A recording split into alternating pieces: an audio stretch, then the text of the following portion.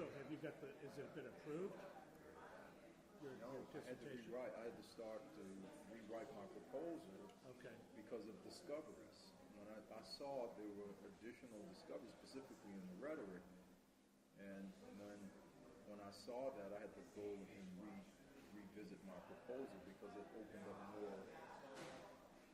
more research.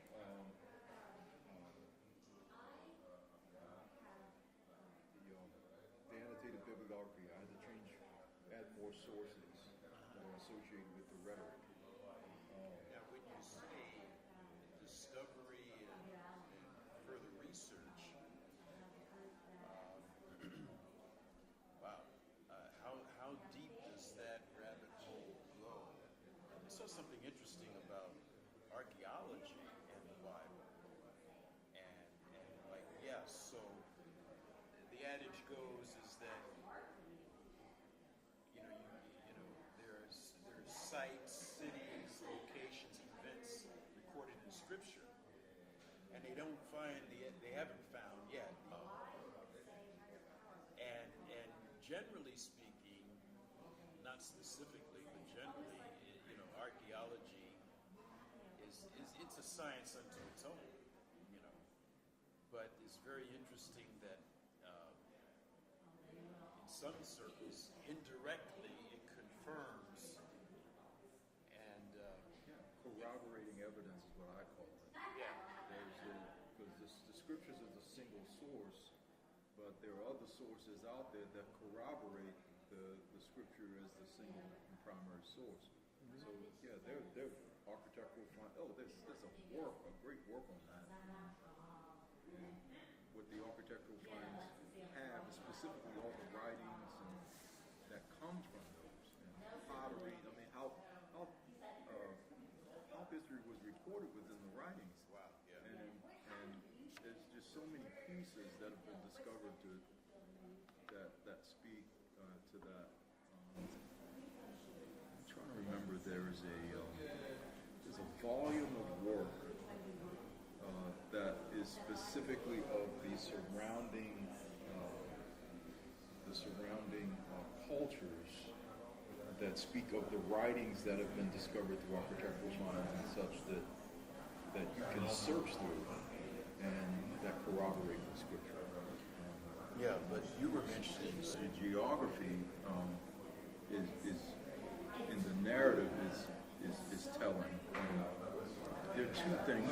I restarted rewriting back in December because of Abraham's call narrative and seeing that it's excluded from the prophetic call narratives, but it has all the elements of the call narrative.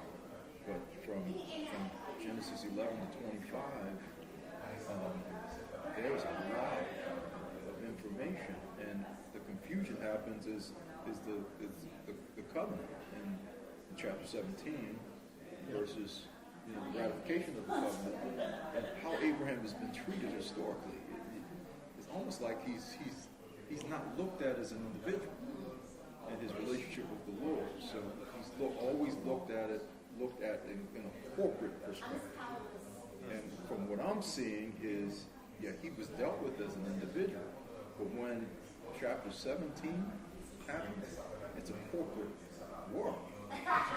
Change from Abram to Abraham. And all right? that's a corporate work. And that looks a lot like discipleship. And that's why I'm writing about that, because that the relationship with the Lord is not just significant. I found it to be unique, so I had to change my title. It's unique to him in that he is someone who was called to be right, but then the other thing, he finished well. And you can't say that about everybody else. Everybody's not. Yep. The same language was used for Abraham in chapter 17. And God said, if you walk, you shall live. These things will happen. He was to participate with the promise. And he said, these things happen, then these things are going to happen.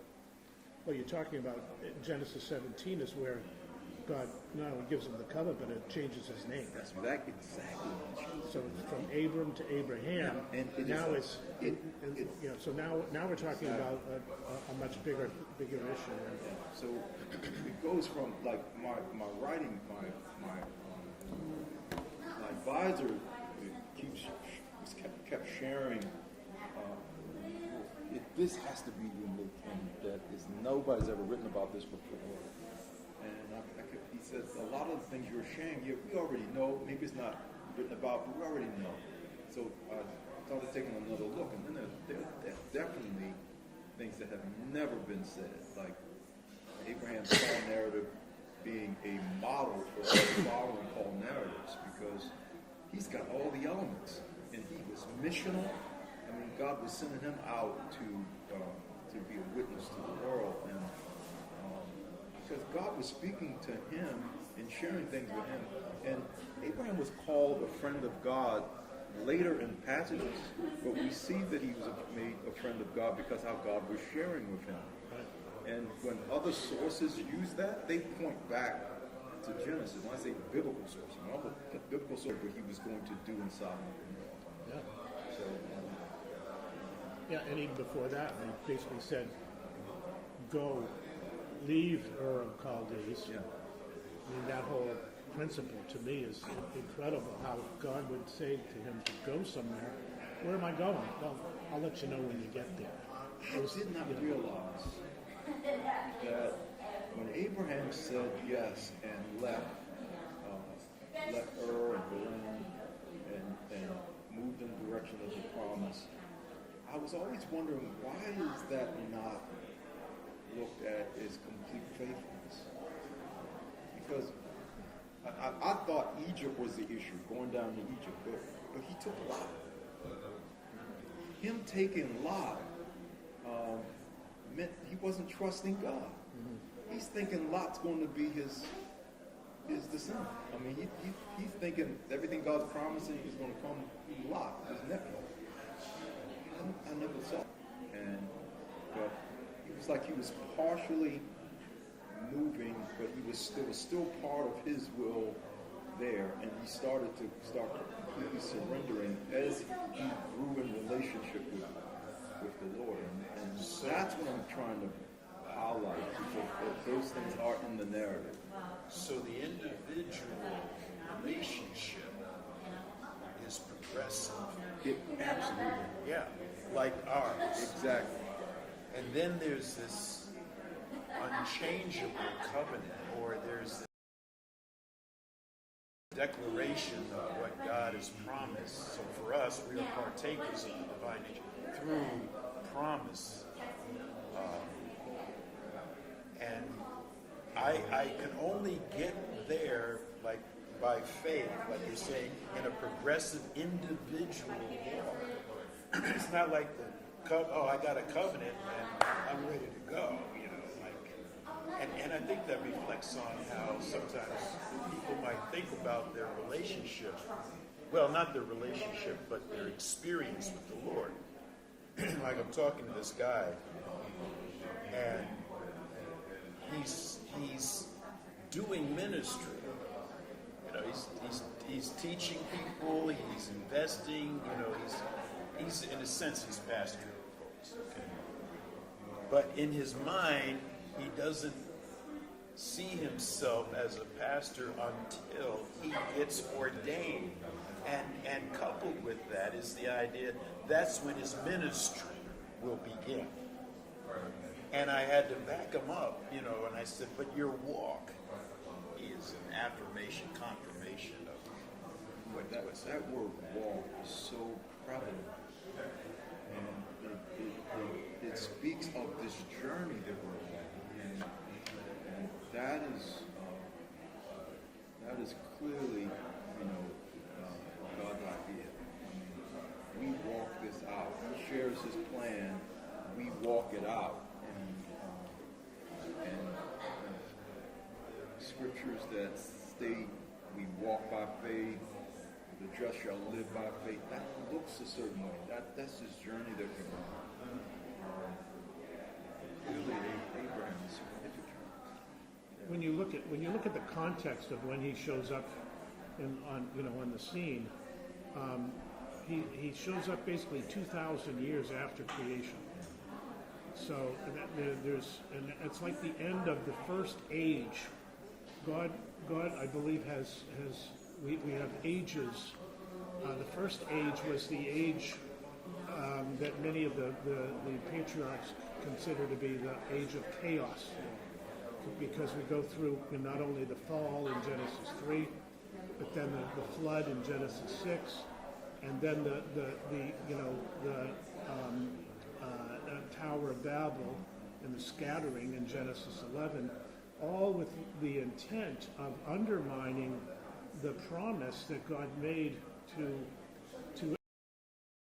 15 about the seed of the woman, and if you're going to keep, we're going to keep trying to destroy that as quickly as we can. Abraham shows up, he's a pagan.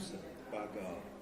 Yeah, he's a pagan in the Ur of Chaldeans, but he has a mindset for who God is, and God starts to speak to you.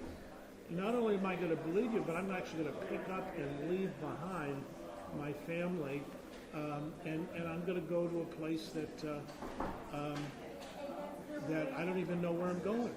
I'm willing to follow you. And that kind of faith was not real. Was only uniquely found. You mentioned Enoch. Enoch had that kind of faith as well. But here's now a whole change of dynamics of the world condition, and it's brought about through this man of faith. And this man of faith then brings us to Moses, and you've got the law for that 1500 year period of time. But then when the new covenant comes in, it's still pointing back to Abraham. It's bringing back to that whole issue of faith. That's the same thing is Isaac except to encourage him. I mean, it is in the same way we read the scriptures, the same way he was sharing that history of God being with his family can encourage him. And the same for us. We can look back and see the faithfulness of God in the past, so we can apply it to our present and move in the direction of the promise. And it's often that we look to the man, the man's faithfulness. So yeah, I mean, Abraham was he a unique kind of a guy? And I say that even as we would look at Hebrews chapter 11, and so we classify that crowd, the heroes of faith, but they were also, the heroes of sin, if we could say. I mean, and this is the paradox that we got to work through, because we're wanting to find a qualification for God's initiation. A qualification like, why was God speaking to Abraham or Abram? Like, who is this guy? Or for Enoch, it just tells us that he lived, how long he lived, and that he walked with God. Now, did he find God and then put him in his pocket and go forward? No, I think that there was always this revelation. And also, it thunders. Well, that's how some heard it. Or, but he said, this was said for your sake. But it was said to everyone, but only some heard it. Some who had an ear to hear. And again, you want to say, well, how did they get that ear? Like, what was it about them that they didn't just hear a noise? And this is the mystery of our faith, is that it cannot be memorized. We can pick out key elements in it, but at best I have to say, I need to walk by faith when I'm tempted to want to walk by sight. And I even want to put on the patriarchs, a sight element, like I want to be like him. because he was blessed of God, or he heard from God, or. And I think that's just a tendency found in the fall. And because keep in mind that Adam and Eve had perfect fellowship with God in the garden. But it was progressive. It wasn't instantaneous. It wasn't like they knew everything, okay? But they had a walk with God. And it can happen to us also today. So I guess the point is that in as much as I can look back, we can, and we're told to look upon these individuals and their lives and how they went forward in the plan of God. And we have the advantage of retrospect, we see stuff that was Hindsight. but so Abram, like, he didn't know, like you were saying, he didn't know. He was called out of what he knew into the unknown. But that's the testimony of the quality of his faith. And that becomes the example then for all of us as well, that it is possible, because here's a man, he's no different chemically, genetically than any of us is, and yet he had a willingness to be willing to follow God when he didn't have any religious definition of what that looked like. Yeah, but isn't it the same thing that like we want to look at him and try to find something in him, whereas the quality of his faith is what? Is it 10 pounds? Is it 20? Or can I say, I just need to walk by faith, and I don't know even what that looks like, other than I was told to leave. So can God say to, who was it? Was it Simeon? Simeon. Who, In the temple, you in mean? the temple, Yeah. he was told Simeon and Anna. that one day he would see the consolation of the Lord, and before he would die. So two things he knew. Number one, he was going to see the consolation of Jesus Christ. And number two, he wasn't going to die until he did. He had to believe that state by faith. What he heard. Yeah, wow. Yeah. The same with Abraham. God spoke to him. Yes. And he believed what God said. And because he believed what God said, his walk demonstrated a faith in the word that God had shared with him. So there was word ministry going on in Abraham's life, and sometimes he chose to follow his word, and sometimes he chose not to.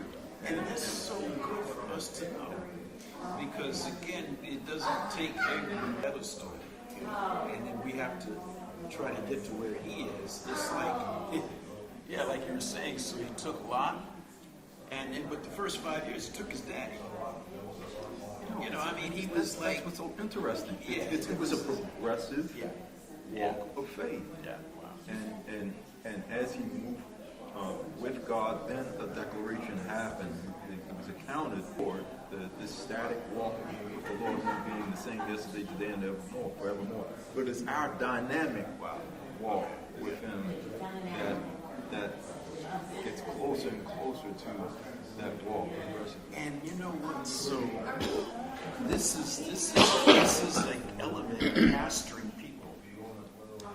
It's seeing them, so they're not quite, they're not stable.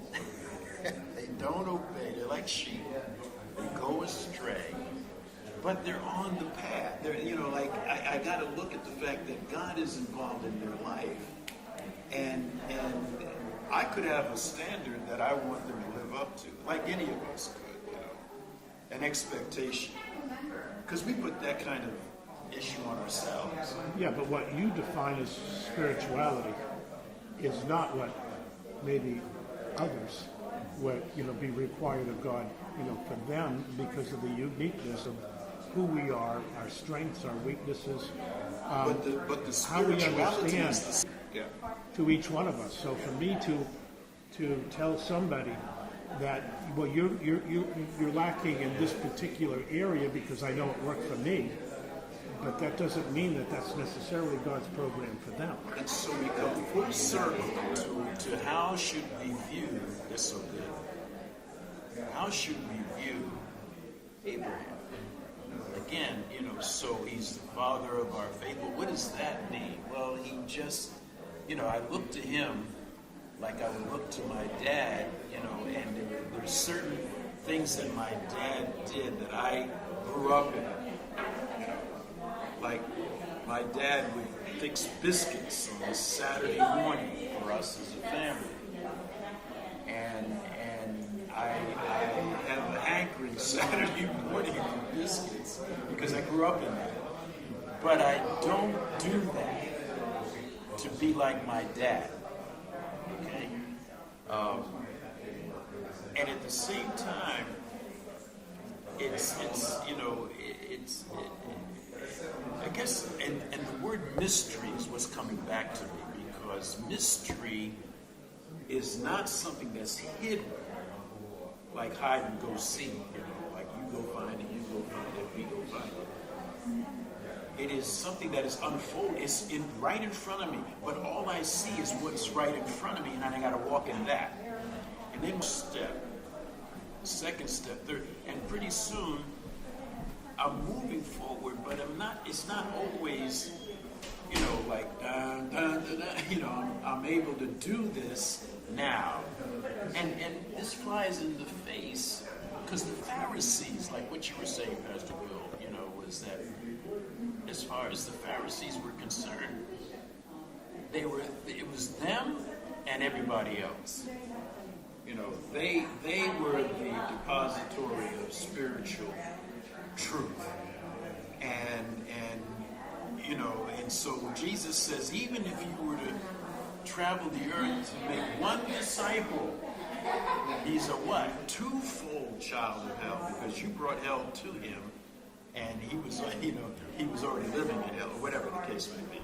So it's amazing, because I think that perspective is today. That I could fall into that, and like you were saying, superimpose my concept of spirituality on someone else, rather than realize that God is at work in their lives. I trust the Lord for them, and that could be an in and out, up and down kind of situation. Like I got this guy who I want them to be seated in service, because I'm not left with just having a text ministry to them. Wow. I don't know if I like it, but that's I agree that I look at it as, and now, at this moment, I can see a little clearly the dynamics of the relationship are unique for all of us, because all of us are unique. So those dynamics are unique, yet God is with all of us, even in our dynamic state of being. And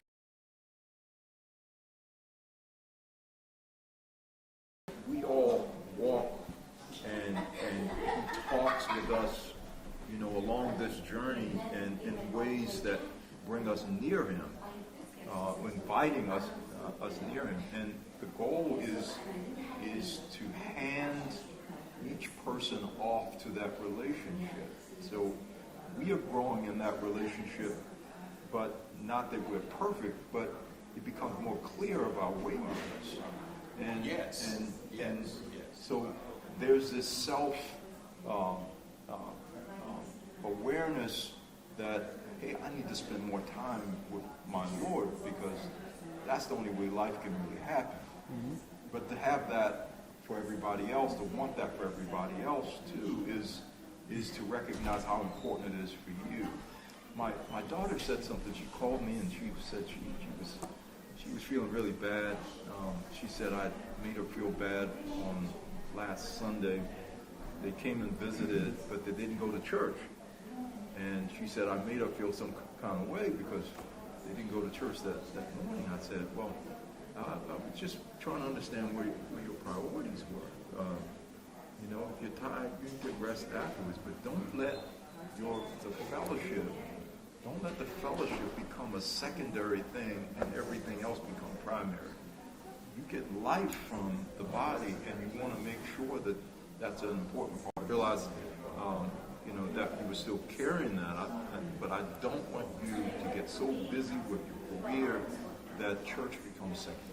Now, that's so, because you, in your heart, whatever you expressed and how you expressed it was resulted in some measure of conviction. Okay? I mean, I don't think you condemned her, you know, just, like, what's wrong with you? No, okay. And in any case, like, conviction will come.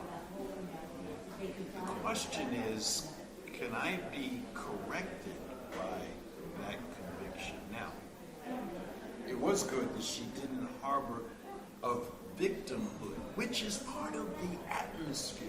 I could sit right here and think, you know, I am a victim of, you know, whatever, you know, my race, my economic status, my upbringing, my lack of opportunities. That is in the air, and it's in the air for this.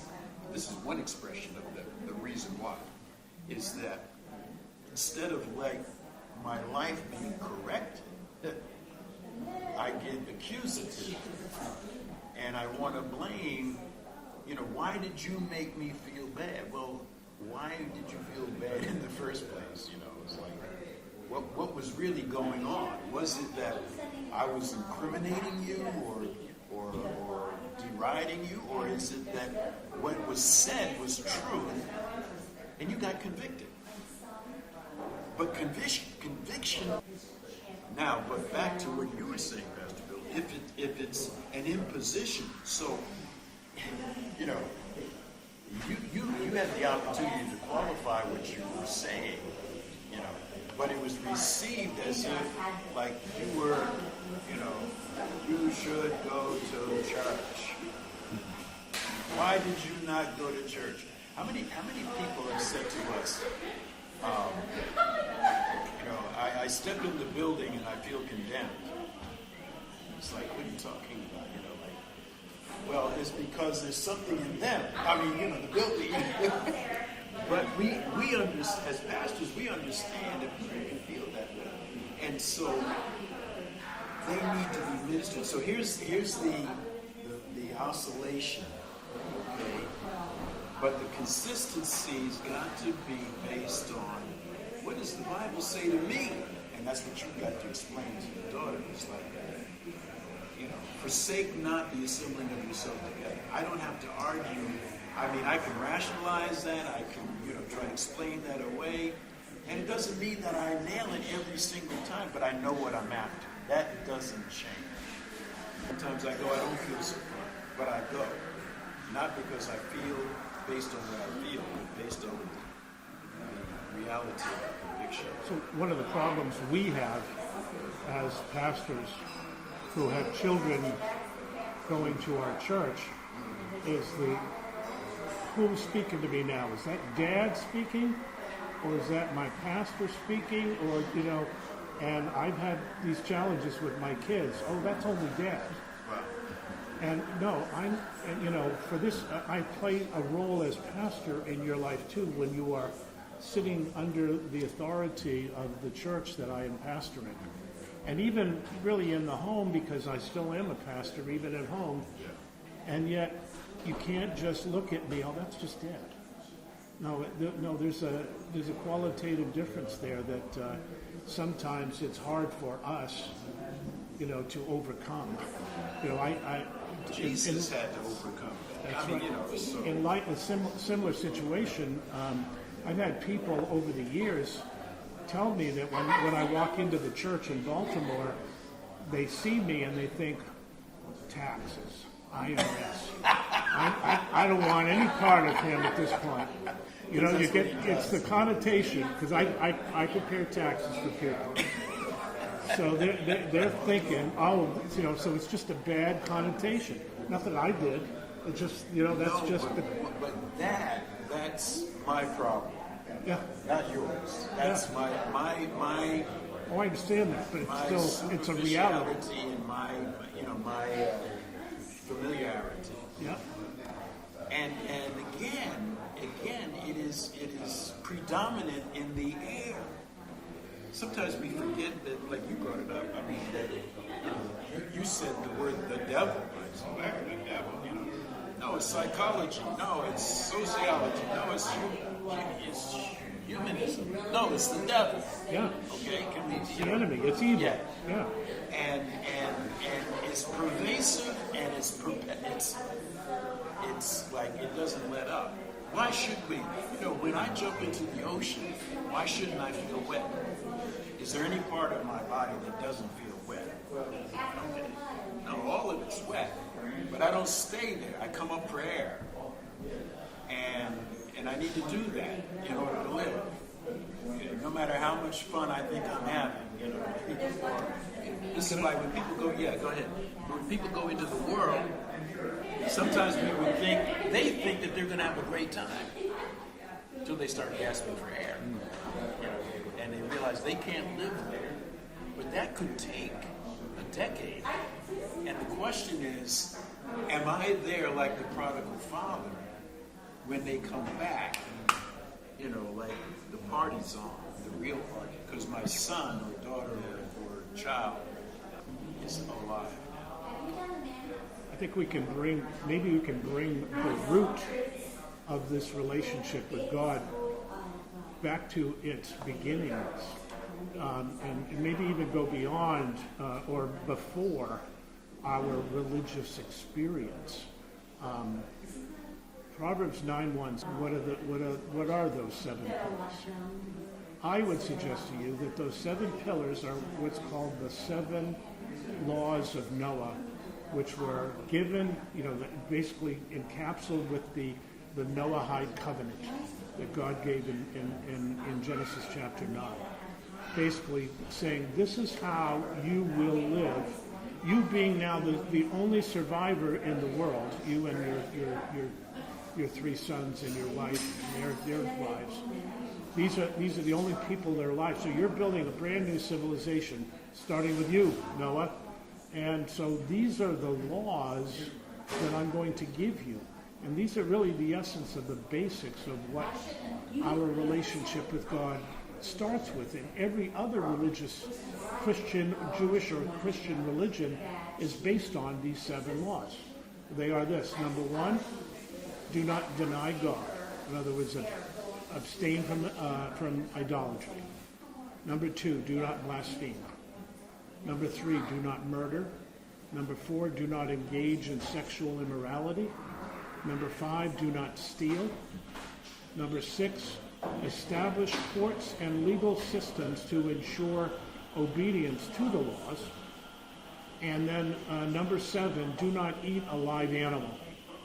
No eating flesh taken from an animal while it is still alive. Those are the 7 laws that God gave. Really, this is what civilization now should be founded on. And even though these are foundational for the law of Moses as well. Each one of these appears in a different way. The point is that these are the laws. These are the only laws that Abraham knew when he came on the scene. And so this is what this is what motivated him, was just the sense that I am accountable to God for these basic things, and I am willing to follow God on that basis. In other words, I am willing to give him the authority that these laws have in my life. They become my laws, the laws that I am going to walk by. They're the laws of God. and this is how God could reach through to a pagan man like Abram, and get him to listen, because there was this basic context of I am following the laws of God, and now I am willing to go beyond me because I have this God now. He's in the forefront of my mind. So the laws of God, whenever they might exist, in whatever dispensation or season or approach, come up against the same adversary. The devil, number one. Number two, fallen human nature. Sure. And so, you could show me the laws of God, but I'm living by the law of myself. You know, like I've got my own code of operation. Eye for an eye, tooth for a tooth. You know, so like I hear exactly what you're saying, but those laws given were not given in a vacuum. There was always something else that was also going on as a volitional choice for the man to make. And we make that choice today. The only basis, I think, that is unique is that because of the finished work, we see that if in fact we fail, we're not a failure. We fall, we can get up again, and that we can continue. Now, there is pervasively the idea today that if you sin as a Christian, it's over until you get born again. In other words, you can lose what God gave you. And the problem with that is that it limits the salvation of God. I mean, if God is the source of man, and so we think of this and we get all occupied about what I'm doing and how I'm going to, keep myself and do better this week or some kind of way, and it just limits, what God is doing. Romans 2:14-16.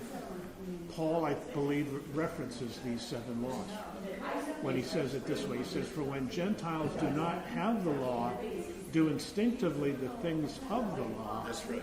these not having the law are a law to themselves, in that they show the work of the law written in their hearts, their conscience bearing witness, and their thoughts alternately accusing or else defending them on the day when, according to my gospel, God will judge the secrets of men through Christ Jesus." So Paul I think he is testifying to this fact that these are the basics. This is how we connect with God. This is and every person, whether they've heard the name Jesus Christ or not on the world, there is a witness to them. Yeah, that's true. Light in every man's place. Yep. The word covenant and heart, it's always, those two always went together. Yes, they are there. They've always been Yes. together, and even circumcision was symbolic of what should have come through Egypt. Yeah, well, Romans 2:25-29. Yeah, Paul talks about that. So, I mean, the reality, then my whole relationship with God is built on those things. If that's not real, then I have nothing to build on. It's because this really it's Christ. He is that foundation.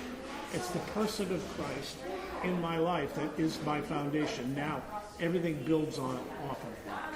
And my walk with God is intentional in that way. Oh, it's definitely, yeah. So the logistical grace keeps the human race alive. Those commandments or those laws are, in a sense, yes, there's a moral aspect to them, but there's also a civil aspect to them. Sure, yeah, well, that was the intention. And so that if we establish our civilization, our new civilization, off the hope on these principles, we won't self-destruct, Right. which we can do out from the old nature. not necessarily a divine verdict of the old nature. 17:9 of Jeremiah is so the whole heart is sick. That was your heart, right? Yeah. You said your heart, right? Yeah. Yeah. Definite article. And the whole head is sick, Isaiah. So, but no, I got this area in my life that I'm quite proud of, because I look around and I say, I'm not doing that. It's like what the Pharisee said. He started off by stating what he was doing. Rather, I'm sorry, by what others were doing. I'm not an adulterer. I'm not, And then he went to what he was doing. And that was the basis of his thinking of his acceptance. Now, was he living by a law? Well, yeah, the law of self. His self-evaluation got him to a place where he thought he was better and accepted by others and should be. And that the public might be like him. Come to my side of the temple.